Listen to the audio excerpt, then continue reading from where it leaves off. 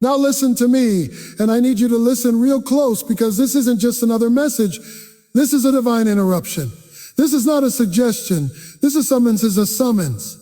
If you've ever felt like you don't fit in with the crowd, if you've ever carried a weight in your spirit that you couldn't explain, if you've ever laid awake at night because something in you knew there was more, then this word is for you. This isn't for everyone. This is for the ones who have been marked, set apart, chosen. And whether you know it or not, heaven has been waiting for your yes. We're living in a time where everything that can be shaken is being shaken. And in moments like this, God doesn't call for the famous or the flashy. He calls for the faithful. And the faithful are often the forgotten, the overlooked, the misunderstood. See, when God calls the chosen, he calls them with the end already in mind. He sees not just where you are, but where he's taking you. And when he marks someone, no demon in hell can unmark them. But let me tell you, being chosen comes with weight. It means you'll be misunderstood. It means you might walk alone. It means you won't be able to do what everybody else does and still sleep at night, because conviction will keep you up. Calling will make you uncomfortable, and purpose will put pressure on you. That pressure you feel, that's not punishment, that's preparation. God is shaping you for something bigger than what you see. He's maturing you for what he's about to release. He's pruning you not to punish you, but to position you. The chosen don't get the easy road. They get the road that builds endurance. They get the kind of wilderness that teaches them how to walk by faith, not by sight. They get stripped of idols, distractions, and applause, so that when the door opens, their character doesn't collapse under the weight of the assignment. Because being chosen is not about being seen. It's about being sent. And when God sends you, he will equip you, sustain you, and defend you. You may feel hidden right now, but that's not rejection. That's protection. God hides what he values until the time is right. And when the time comes, no one will be able to deny what he put on your life. But until then, be faithful. Stay ready. Stay yielded, because the moment heaven has been waiting for is coming, and when it does, you'll be able to stand not because you were perfect, but because you were prepared. And if you've ever needed a sign, let this moment be the one. You are not just here to survive. You are not just here to get by. You are chosen. And it's time to walk like it. Now, let me talk to you about something the church doesn't always like to address head on, but it's a reality every chosen one eventually comes face to face with. The enemy knows who you are, even if you don't. And once he sees that mark on your life, once he sees the potential, the power, the purpose God has placed within you, he launches a campaign not just to delay you, but to destroy you. He's not afraid of people who sit comfortably in religious routines. He's not concerned with those who blend in with the crowd. But when a chosen one starts waking up, when you begin to realize that your calling carries weight, when you decide that enough is enough, and you're ready to step out in obedience, that's when the battle intensifies. And that's why you've been feeling what you've been feeling. That's why there's been this cloud of heaviness over your life. It's not random. It's not just stress. It's spiritual warfare. See, the enemy's number one goal is to silence the voice of the chosen. Because if he can keep you quiet, he can keep others in bondage. If he can distract you, he can delay deliverance for somebody else. Because you don't just carry a word for yourself, you carry breakthrough for others. And Satan knows that. So what does he do? He attacks your mind. He attacks your focus. He sends people and situations into your life to pull you in every direction except the one God is pointing you toward. He doesn't come with horns and red pitchforks. He comes with busyness. He comes with distractions. He comes with comfort. He whispers, "You've got time. You can start later. You're not ready yet." Who do you think you are to walk in that kind of authority? And if you're not discerning, you'll agree with those lies and sit on what God told you to release. You'll shrink when God called you to stand. You'll delay when God told you to move. And all the while, the enemy is clapping, not because you failed, but because you paused. Because he knows that delay is often more deadly than defeat. But you've got to recognize the strategy. You've got to see that every attack, every loss, every setback wasn't about the thing. It was about your voice. It was about shutting down your influence before it could even begin.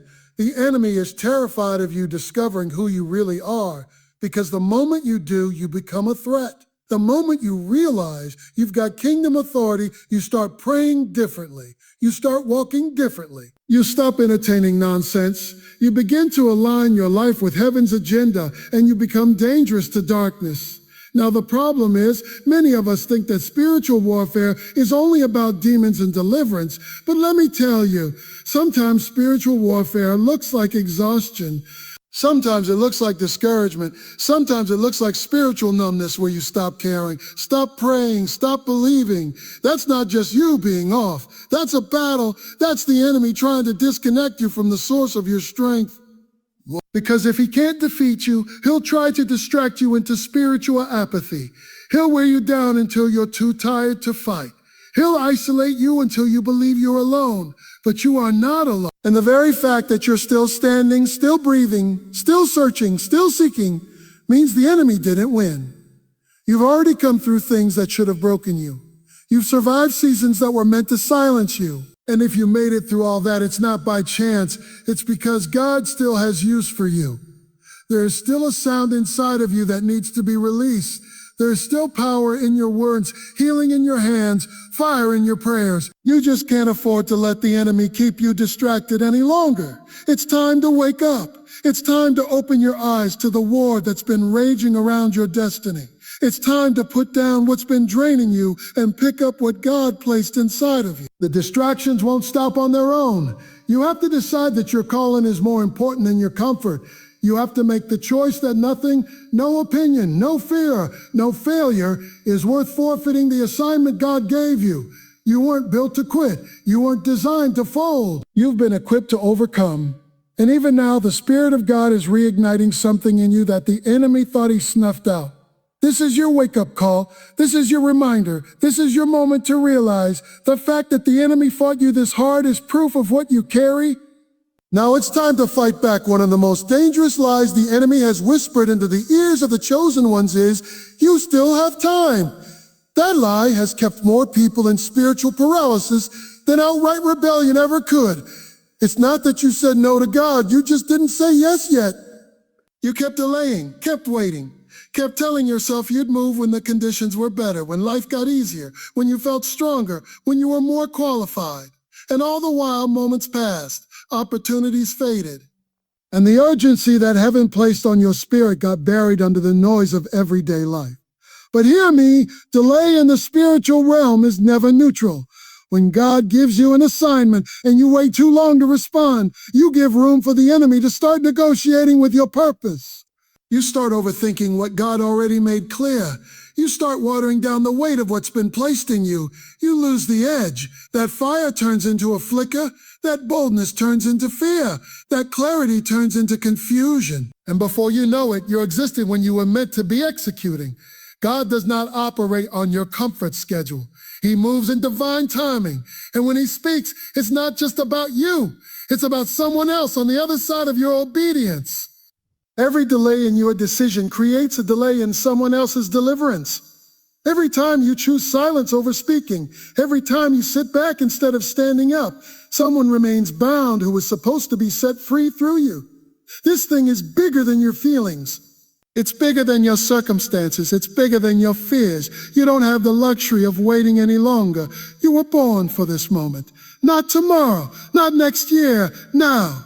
Right now. And the longer you hesitate, the more you rob the world of the solution God placed in you. You're going to need a firm foundation, because the storm that's coming isn't going to ask you if you're ready. It's just going to show up.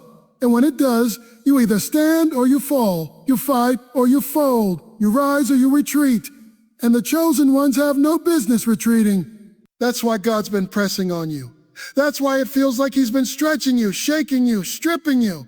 He's not punishing you. He's preparing you. He's removing the things you can't carry into the next battle. He's confronting the fears you've ignored. He's dealing with the inconsistencies in your walk. He's cutting off distractions that look innocent on the surface, but have been secretly draining your focus. Why? Because what's ahead can't be faced with half-hearted faith. You've been chosen for more than survival.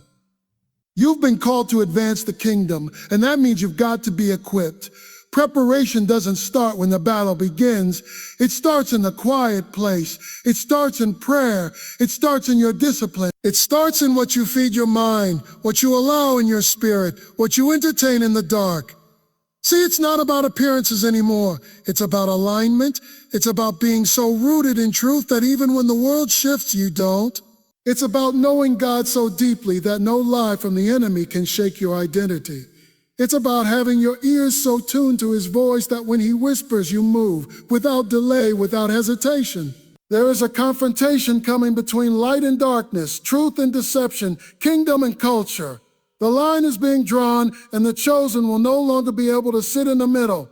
God is calling for separation, not separation from people, but from compromise, from comfort, from confusion. He's calling his remnant to be holy, not perfect, but set apart, distinct, unshakable. And if that makes you uncomfortable, good. Because what's coming will not coddle your comfort. It will crush anything not built on the rock. You don't get to wait until the shaking starts to decide whether you're going to be faithful. You decide now. You prepare now. You repent now. You sharpen your sword now. Because when the fight shows up on your doorstep, there won't be time to search for your armor. You'll need to already be wearing it. You'll need to already know who you are.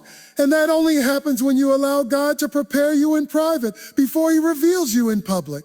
Don't be surprised if the warfare increases. Don't be shocked when people start falling away. Don't be confused when the world grows darker. That's what it does. But chosen ones don't follow the rhythm of the world. They follow the voice of the Spirit. And that voice is saying, get ready. Build your endurance. Guard your heart. Strengthen your faith. Because the days ahead will not only test what you believe, they'll expose it. This is not the season to be entertained. This is the season to be equipped. It's not the time for debates. It's the time for discernment. Because the enemy isn't playing games, and you can't either. Every day you live like there's nothing at stake is a day you lose ground in the spirit. But every day you submit, every day you pray, every day you obey, you're gaining territory. You're advancing. You're preparing for what God has already planned. You have been chosen not just to survive the shaking, but to lead others through it. You've been chosen to be the example when others are looking for answers. But none of that can happen if you don't prepare. So while the world is distracted, stay focused. While others are relaxing, stay alert. While many are compromising, stand firm. Because what's ahead will not wait for you to catch up. And the ones who are ready will be the ones God uses.